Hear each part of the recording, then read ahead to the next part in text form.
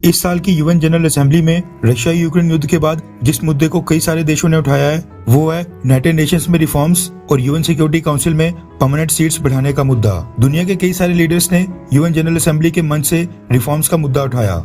Ukraine के president Vladimir Zelensky ने भी एक दिन पहले यूएन जनरल असेंबली को संबोधित किया था और खास बात यह रही कि यूक्रेन ने भी यूएन सिक्योरिटी काउंसिल का परमानेंट मेंबर बनने का मुद्दा उठाया। वॉर के चलते यूक्रेन के प्रेसिडेंट व्लादिमीर ज़ेलेंस्की को ऑनलाइन वर्चुअल मोड से संबोधन देने दिया गया था, जिसमें उन्होंने रशिया के ऊपर निशाना साधने के साथ साथ यूएन सिक्योरिटी काउंसिल में रिफॉर्म्स का मुद्दा उठाया और भारत के साथ साथ यूएन सिक्योरिटी काउंसिल में यूक्रेन को लाने की भी बात बोली, जिससे सब हैरान रह गए हैं। अब ये बेहद लंबी डिबेट का विषय है कि रिफॉर्म्स करके जो नई यूएन सिक्योरिटी काउंसिल बनेगी उसमें किस किस देश को ऐड किया जाए। थिंक टैंक्स का मानना है कि यूएन सिक्योरिटी काउंसिल की परमानेंट सीट्स को 5 से बढ़ाकर 10 किया जा सकता है, जबकि नॉन परमानेंट सीट्स को 10 से 20 या फिर 10 से 15 तक किया जा सकता है। इस समय तो जो देश यूएन सिक्योरिटी काउंसिल का मेंबर नहीं है वो आपस में मिलजुल कर आवाज उठा रहे हैं, लेकिन असली खेल तो तब शुरू होगा जब यूएन सिक्योरिटी काउंसिल में रिफॉर्म्स की शुरुआत होगी। पिछले कल यूएन जनरल असेंबली में जो व्लादिमीर ज़ेलेंस्की का प्री रिकॉर्डेड मैसेज प्ले किया गया था उसमें यूक्रेनियन प्रेसिडेंट ने बोला कि रशिया ने इस युद्ध से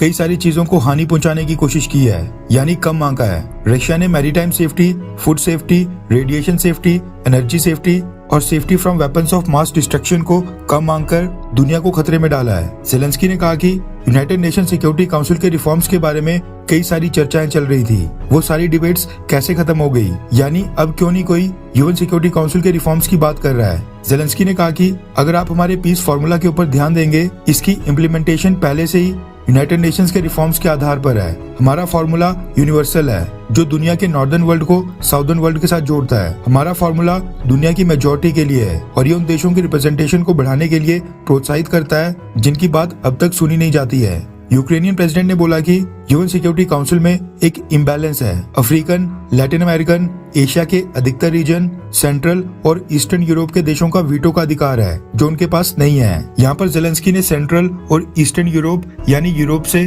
2 और मेंबर्स को वीटो पावर दिलाने की बात कही है, यानी एक अफ्रीकन देश, एक लैटिन अमेरिकन देश, एक एशिया से और यूरोप से 2 और देश जोड़े जाएं। ब्रिटेन और फ्रांस पहले से ही 2 देश यूएन सिक्योरिटी काउंसिल में हैं, जो कि यूरोप कॉन्टिनेंट के अंदर ही फॉल करते हैं। इसके बाद व्लादिमीर ज़ेलेंस्की ने बोला कि रिफॉर्म्स की ये सारी बातें यूक्रेन बोल रहा है, यूक्रेन इस बारे में बातें कर रहा है। क्या आपने ऐसा कुछ रशिया के मुंह से सुना?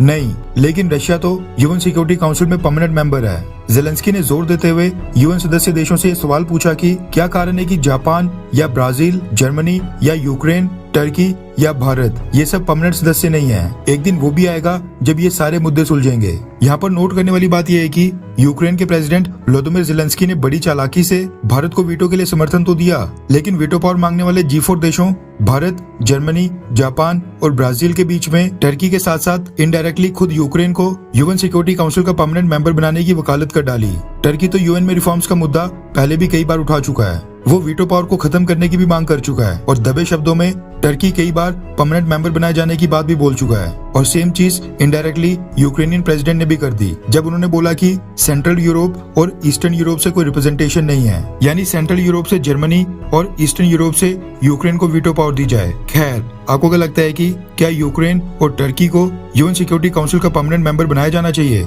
हाँ या फिर ना? नीचे कमेंट करके अपनी राय जरूर बताएं।